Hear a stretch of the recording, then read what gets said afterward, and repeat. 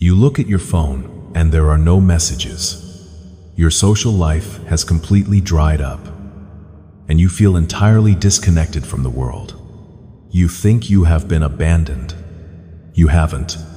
You are being hidden. I am going to give you a strategic routine to maximize this season of isolation, so you emerge completely unstoppable. There is a very specific kind of silence that scares people. Not the peaceful kind. The kind that makes you question your worth. The kind that makes you check your phone again, even though you already know nothing new is there. The kind that makes an ordinary evening feel like evidence that your whole life is collapsing. And that is where a lot of people misread this season. Because when connection disappears, the human mind usually reaches for the harshest explanation first. Maybe I have become forgettable. Maybe people moved on. Maybe I am the problem. Maybe this is what being left behind feels like. But sometimes, life removes noise before it reveals direction. Sometimes, the reason everything got quiet is not because you are being erased. It is because you are being separated from what kept drowning out your own inner voice. You have not been buried. You have been planted. And the part that hurts is that planting does not look powerful in the beginning. It just looks lonely. So before we go any further, do something simple. Wrap your arms around yourself and physically give yourself a hug. Not as a performance, as a reminder. Your nervous system needs proof that you are still safe here. Because this video is not about teaching you how to survive abandonment. It is about showing you how to use isolation correctly. And the first thing you need to understand is why this strange, unwanted distance so often shows up right before your life begins to change. The hardest part about sudden isolation is that it rarely announces itself in a noble way. It does not arrive with some beautiful explanation. It arrives as unanswered messages, canceled plans, fading conversations, and that strange feeling that your life got quieter without your permission. At first, most people do not interpret that as transformation. They interpret it as rejection. They think, something must be wrong with me. I should be trying harder. I should be more available, more entertaining, more social, more easy to digest. They start negotiating with their own nature. They force conversations they do not want. They show up in rooms that drain them. They keep offering access to people who only ever knew how to interact with the most diluted version of them. And that is where this season becomes painful. Because you are not just dealing with loneliness. You are dealing with the collapse of a familiar identity. A lot of people do not realize how much of their personality was built around being received, being liked, being included, being updated, being invited, being considered. So when that external feedback starts disappearing, it can feel like you are disappearing too, but you are not. You are meeting the parts of yourself that were always there underneath the performance. There are seasons in life when the room has to clear so you can hear your own thinking again. Not the thinking that was shaped by pressure. Not the thinking that was edited for approval. Your real thinking. Your real desires. Your real grief, your real standards, your real exhaustion. The truth of what you actually want starts getting louder when there are fewer voices around to interrupt it. That is why this phase can feel so disorienting. You are not just losing company, you are losing interference. And interference can become so normal that silence feels like danger.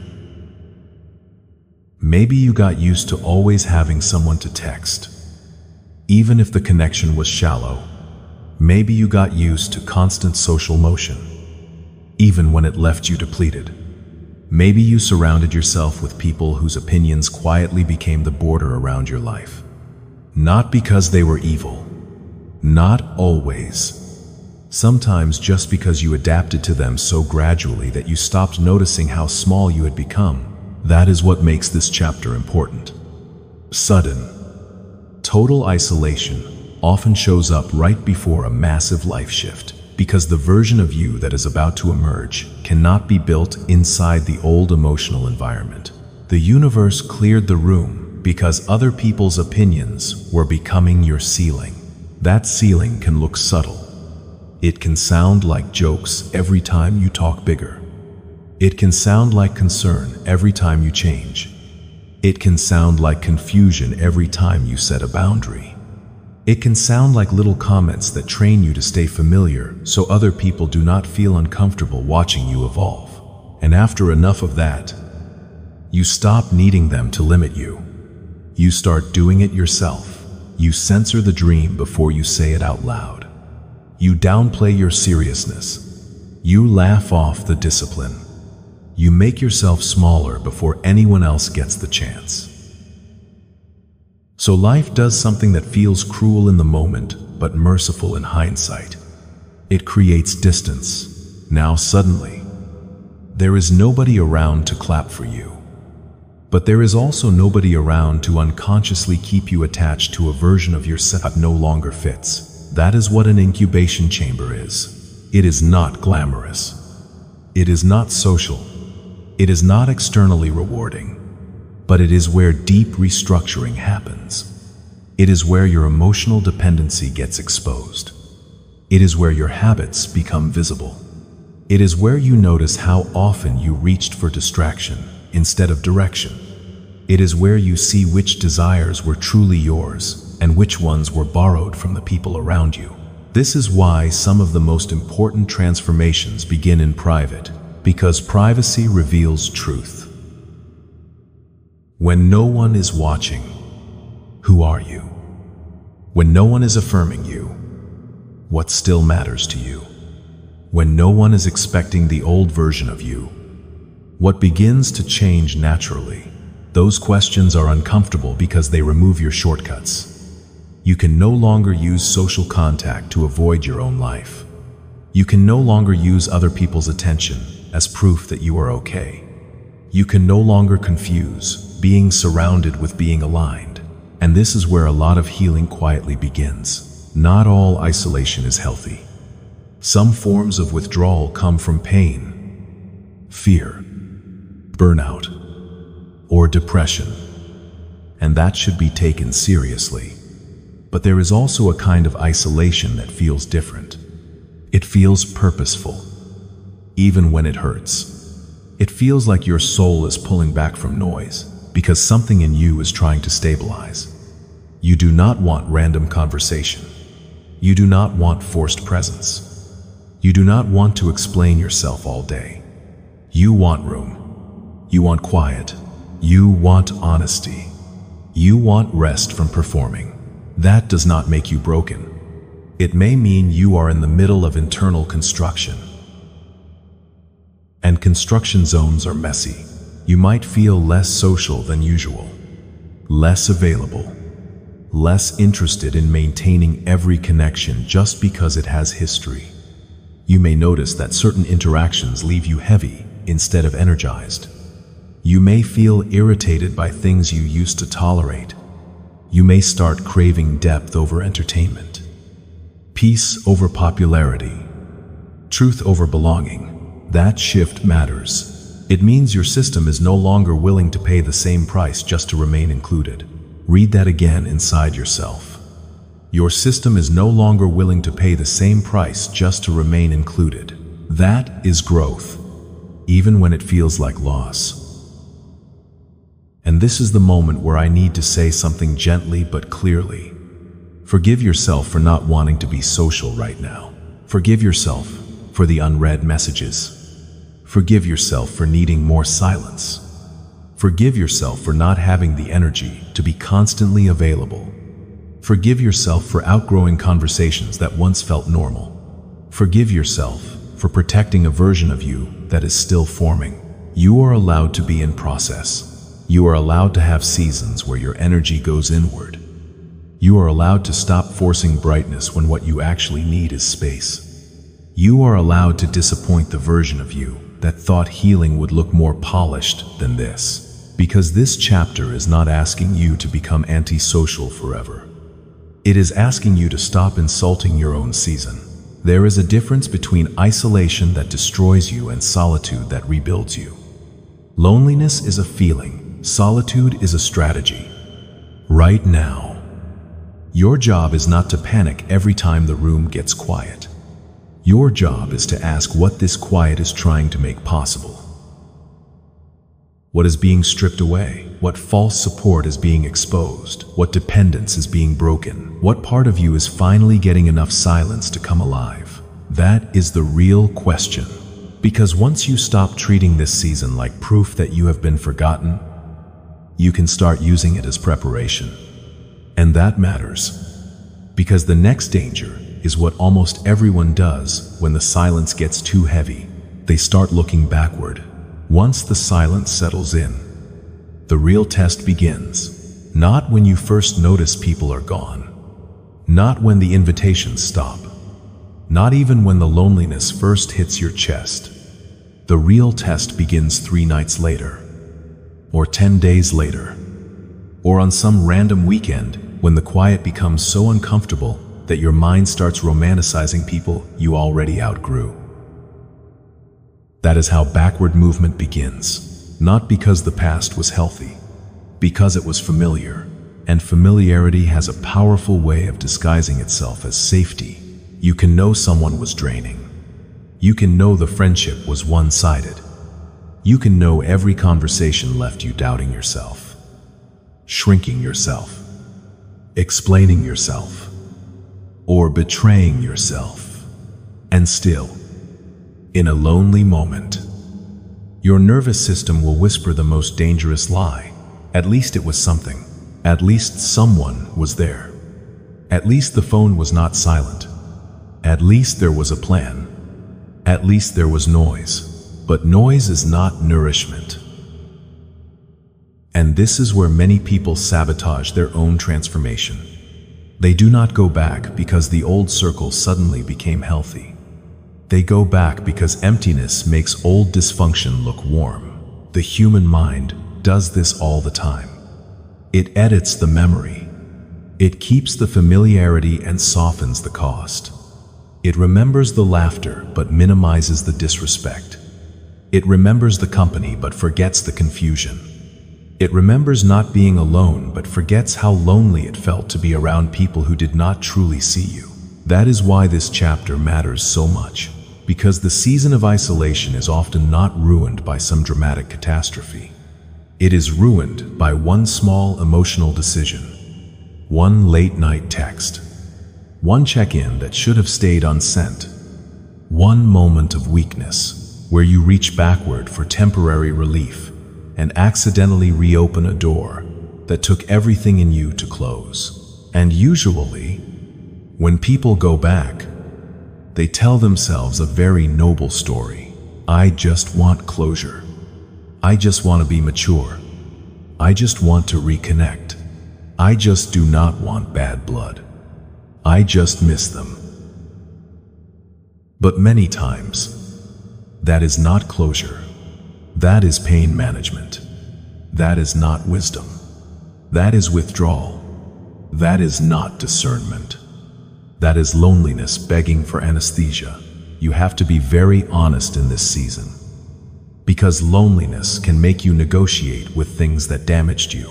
It can make you miss the very environments that made you pray for peace. And here is what makes backward movement so costly. It does not just bring old people back. It brings old patterns back. The moment you return to certain dynamics, your body remembers the role it used to play. The over-explaining returns. The people-pleasing returns. The emotional monitoring returns. The waiting. The hoping. The shape-shifting. The pretending not to notice what you notice. The swallowing of discomfort just to keep connection alive. You think you are revisiting a person, but often you are reactivating a version of yourself you fought hard to leave behind. That is why going backward to familiar pain can abort your current preparation. Because preparation requires clean space. It requires enough distance for your standards to stabilize. Enough silence for your nervous system to stop craving chaos. Enough clarity for you to tell the difference between true connection and emotional dependency.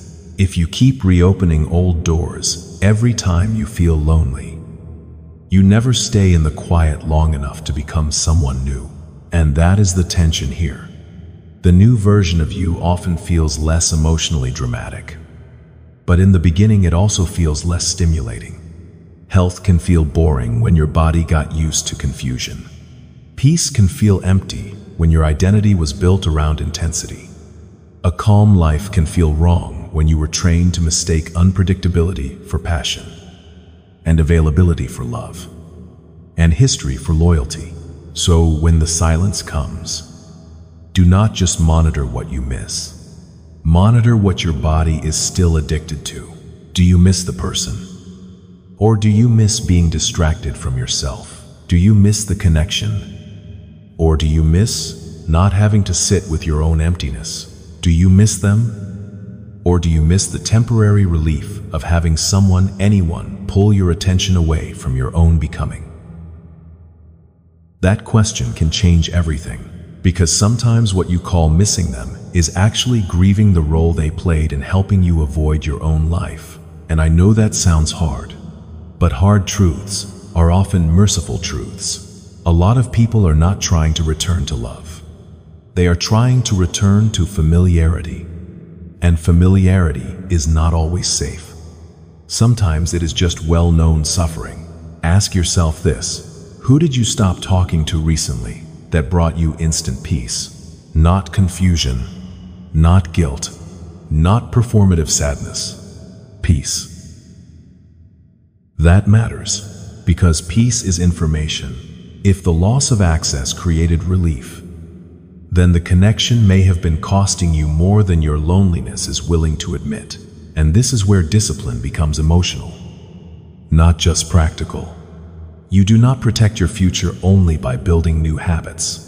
You protect it by refusing old access. You protect it by respecting the evidence, by remembering what it actually felt like, by not rewriting the story just because tonight feels empty, by trusting the peace you felt when the door closed, even if the silence afterward has been difficult. This is why the practical takeaway here is not symbolic. It is concrete.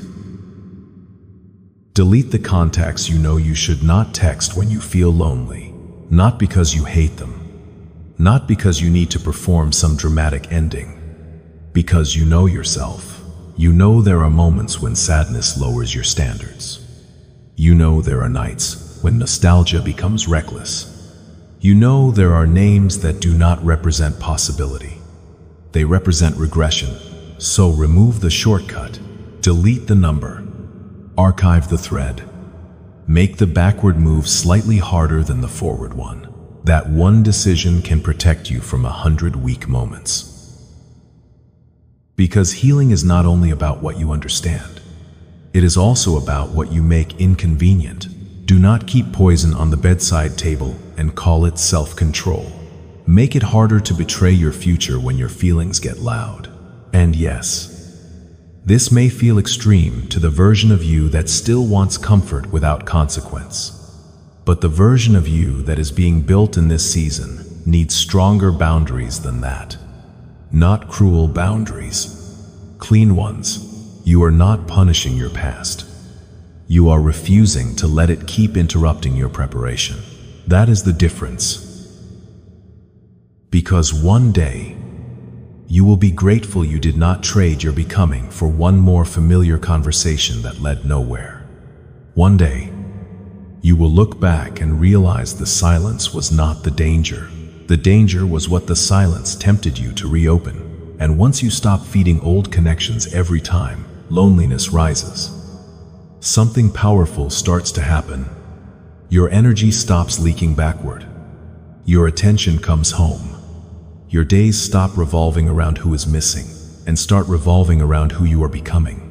That is where solitude stops feeling like empty space and starts becoming a structure. And that is exactly what we need to build next. Once you stop running backward, A new question appears. Now what?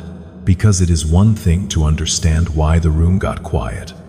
It is another thing to know how to live inside that quiet without letting it swallow your momentum.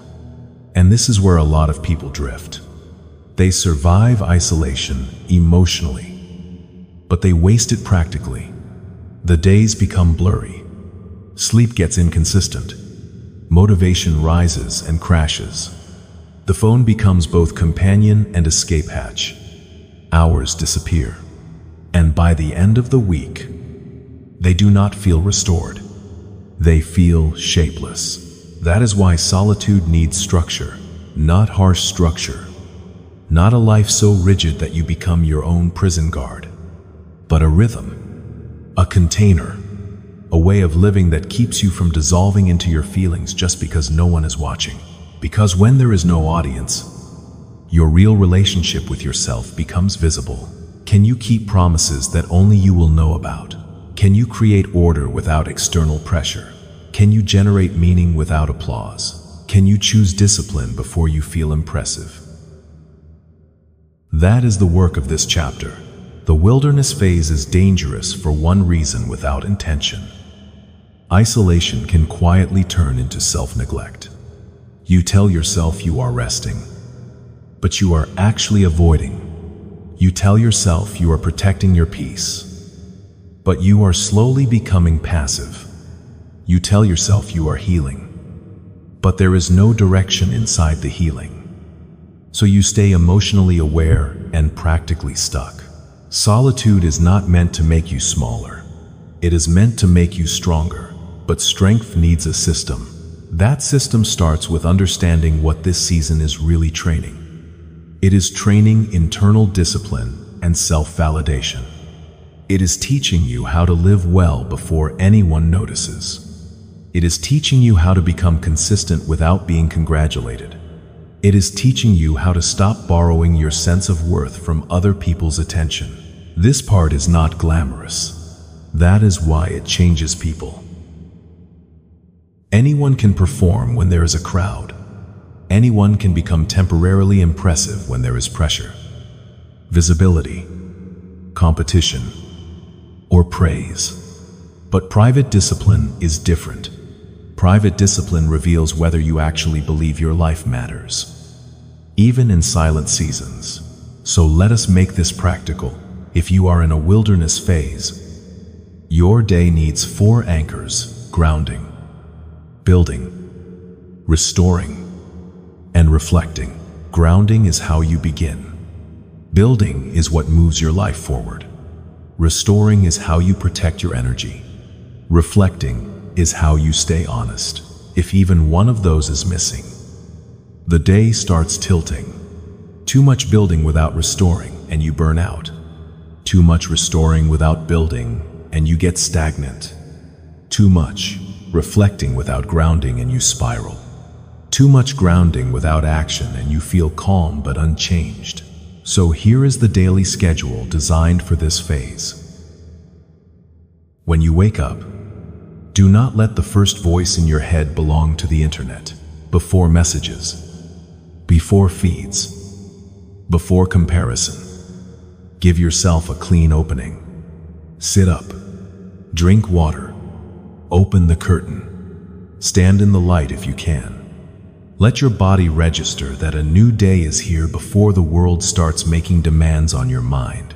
Then ask one simple question: what kind of person am I practicing being today? Not what do I feel like doing? Not what would make today easier. Who am I practicing being? Because this season is not just about getting through the day. It is about becoming someone through the day. After that, give yourself a grounding block. 10 to 20 minutes is enough if you are consistent. You can pray, journal, breathe, stretch, walk, or sit in silence. The method matters less than the intention. You are not trying to be productive yet. You are trying to come back into your own body before the noise of the day scatters you. And if your thoughts feel heavy here, do something simple and physical. Wrap your arms around yourself and physically give yourself a hug. It sounds small, but it interrupts emotional abandonment. It reminds your system that your care is present, even if nobody else is. Then move into the building block. This is the most important part of your day, because isolation becomes powerful when it produces evidence. Evidence that you are learning. Evidence that you are creating.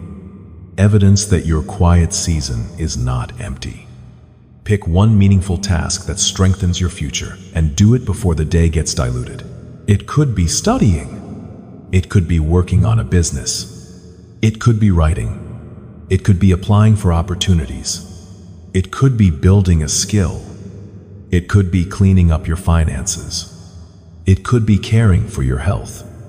It could be finally organizing the part of your life you have been avoiding. Do not make the mistake of trying to reinvent your whole existence every morning. Choose one priority, one real thing, one piece of movement. The point is not dramatic output. The point is identity. Every time you complete a meaningful private task, you teach yourself something powerful. I do not need to be watched to move my life forward. That sentence alone can rebuild a person. Then, sometime in the middle of the day, protect a restoration block. This matters because lonely seasons distort energy. You can look lazy from the outside while feeling overwhelmed inside. Emotional processing takes strength. Outgrowing people takes strength. Holding your boundaries takes strength. Letting your old identity die takes strength. So, restoration is not optional, but restoration must be intentional. Restoration is not endless scrolling until your brain goes numb. It is not disappearing into stimulation because you do not want to feel the quiet. It is not calling chaos relaxation. Real restoration is what returns you to yourself. That might mean a walk without your phone, a meal you actually sit down and taste, music that softens you instead of aggravates you, a nap taken on purpose, not as escape, a clean room, a workout, a bath, an hour of reading, a conversation with one safe person instead of 10 shallow ones. This is where the perspective shift belongs. You have not been buried. You have been planted. Planted things are not inactive. They are developing underneath the surface.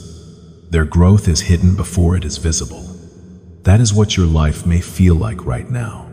Quiet on the outside, active at the root. And this is why you must stop measuring this season only by visible social proof. Some of your deepest progress will not look exciting while it is happening. Now let us talk about self-validation, because this is where many people collapse. When no one is clapping, the mind becomes cruel. It asks, does any of this matter? Is any of this working? Am I doing enough? Am I becoming anything at all? You need an answer ready before those thoughts arrive. Your answer is this: I do not measure a day only by who noticed me. I measure it by whether I honored what matters. That is self-validation. Not pretending you never need people. Not acting invincible. Simply learning how to approve of your own integrity. Did you keep one promise? Did you protect one boundary? Did you complete one meaningful action? Did you tell yourself the truth instead of performing for comfort? That counts. Quick recap: loneliness is a feeling, solitude is a strategy. Loneliness says no one is here. Solitude says I know how to use this time. That shift is everything. And before the day ends, you need the fourth anchor: reflection. Not a dramatic life review, just an honest closing. What pulled me off center today? What strengthened me today? What am I proud of? What needs adjustment tomorrow? Write it down if you can. Patterns become visible when they stop living only in your head. This is also the place to notice cravings without obeying them. Maybe you wanted to text someone who disrupts your peace. Maybe you wanted to abandon your routine because nobody would know. Maybe you wanted to label the whole day a failure because it was imperfect. Reflection helps you catch the emotional exaggerations before they become identity. And that is the deeper purpose of structure in this season. It teaches you that you can feel unstable without becoming unstable. You can feel lonely without betraying your growth. You can miss people without reaching for them. You can have a quiet life for a while without treating yourself like you have disappeared, because you have not disappeared. You are becoming trustworthy to yourself, and that changes everything. It changes how you wake up. It changes how you walk into a room. It changes the kind of people you will allow later. It changes what you call connection. Because once you learn how to stand in your own company, desperate attachment starts losing its grip. That is when the wilderness stops being a punishment and starts becoming preparation. And once that preparation begins to solidify, you will notice something subtle. The season does not end with a trumpet. It ends with standards. It ends with clarity. It ends when you are no longer hungry for the same things that once kept you stuck. That is how you know emergence is getting close. A lot of people think the end of an isolation season will feel dramatic. They expect some big sign, a sudden rush of certainty, a perfect opportunity, a moment where life announces, clearly and loudly, that the waiting is over. But most of the time, emergence is quieter than that. It does not begin with noise. It begins with a change in what you tolerate. You start noticing that what used to tempt you no longer has the same pull. The people who once had instant access to your emotions now feel easier to release. The conversations that used to keep you hooked start sounding thin. The attention you once chased stops feeling nourishing. The old environments may still exist, but they no longer feel like home. That is one of the first signs that the isolation season is ending. Not that the world suddenly becomes louder, that you become clearer, and clarity changes everything. Because when you are still wounded, you often move through life asking, who will have me? Who will choose me? Who will text back? Who will make me feel wanted? But when solitude has done its real work, the question changes. Now you ask, what aligns? What is healthy? What is mutual? What deserves access to me? That is emergence, not returning to the world desperate to be received. Returning to the world, able to discern. This matters because the purpose of isolation was never just to separate you from certain people. It was to separate you from neediness. It was to interrupt the part of you that would accept almost anything just to avoid being alone. It was to teach you that peace is not the same thing as emptiness, and that standards are not loneliness in disguise. That is why when this season ends, you do not come back starving. You come back steady, and steady is magnetic, not because you are performing mystery, not because you are trying to look superior, because wholeness has a different energy than hunger. People can feel the difference. When someone is needy, they reach, they over-explain, they over-invest too early. They ignore red flags because attention feels flattering. They bend their values to keep connection alive. They ask for very little and give away too much. But when someone has used solitude well, there is a calmness to them, a grounded pace, a refusal to force what is not flowing. They can enjoy connection without collapsing into it. They can let conversations unfold without trying to secure a result.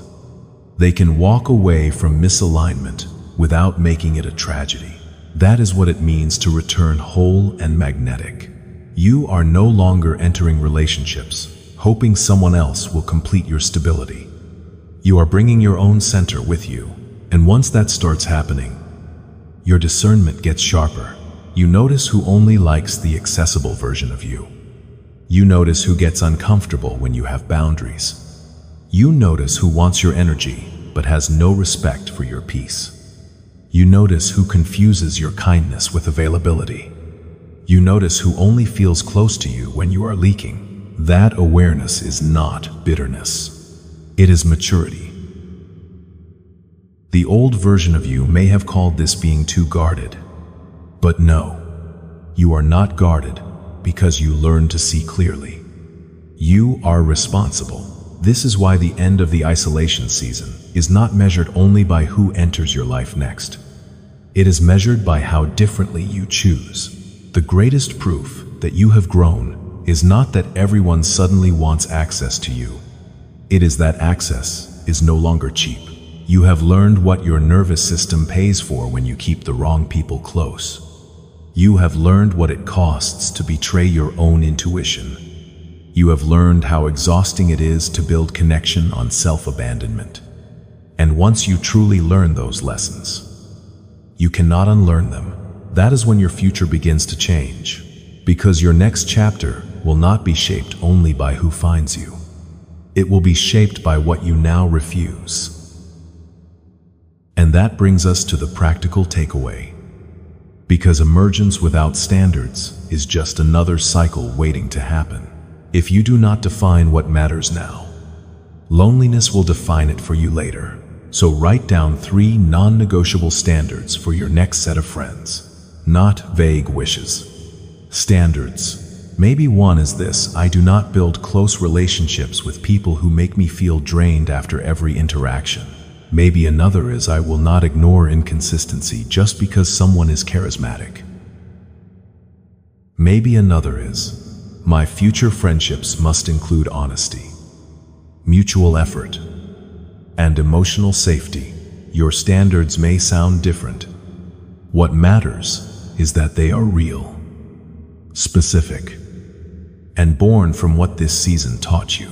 Because standards are how you honor the pain you already paid for.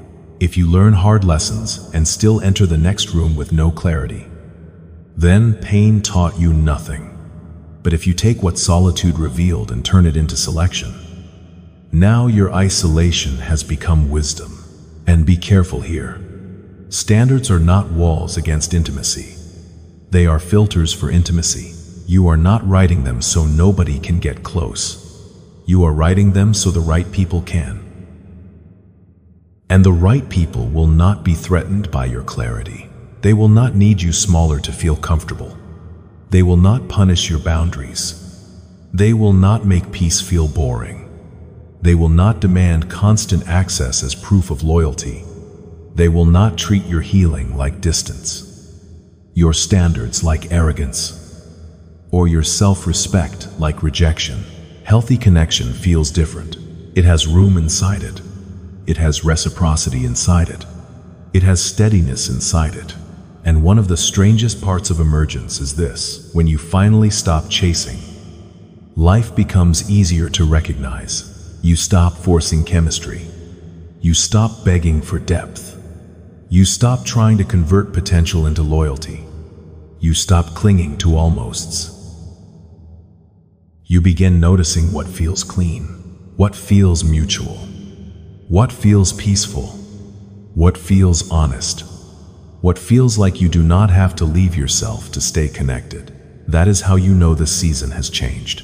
Not because you are suddenly surrounded by people, because you no longer fear being alone enough to betray yourself. That is freedom, and that freedom changes your presence. It changes your decisions. It changes the atmosphere around your life. You walk differently when your worth is no longer being negotiated in every room.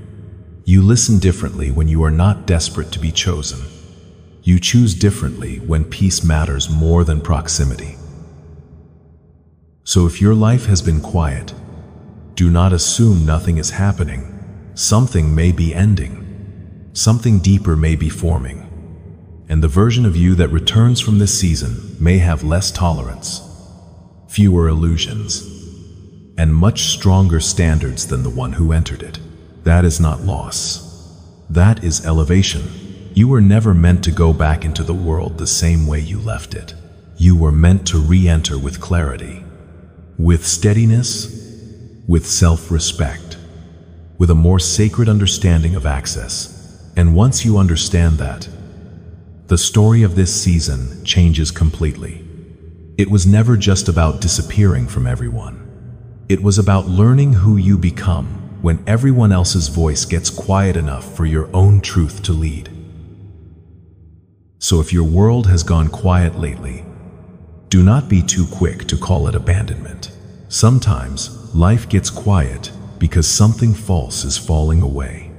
Sometimes the distance is protection. Sometimes the silence is where your real life starts getting built. You are not weak because this season hurts. You are not failing because you want to pull away. You are not broken because old connections no longer fit.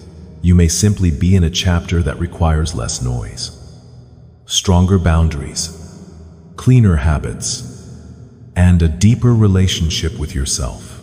And that chapter matters because one day you are going to look at the life you built from this season and realize the isolation was not empty at all.